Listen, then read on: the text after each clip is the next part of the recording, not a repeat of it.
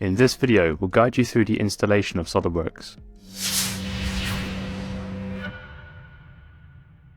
This installation must be performed whether you are installing desktop SOLIDWORKS or the Collaborative Designer for SOLIDWORKS role on the 3D Experience platform.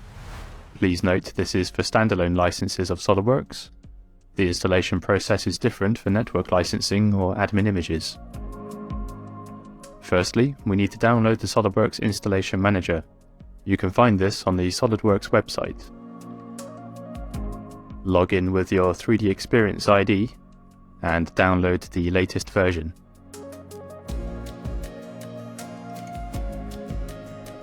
Open the download once completed.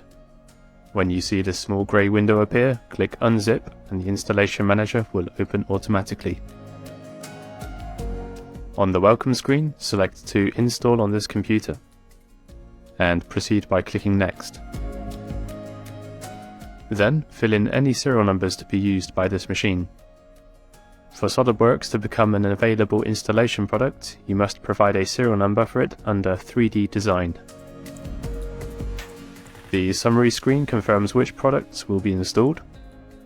While you're here, be sure to modify your installation location and toolbox folders to include the version year as shown. This will help avoid confusion when you upgrade SOLIDWORKS in the future.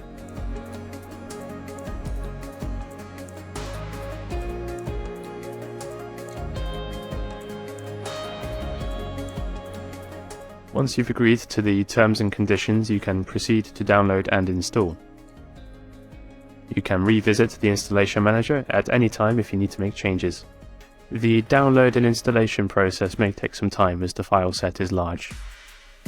On completion, SOLIDWORKS will be installed on your computer. When opening SOLIDWORKS for the first time, the activation wizard will start. Select any products that require activation and choose the option to automatically activate over the internet.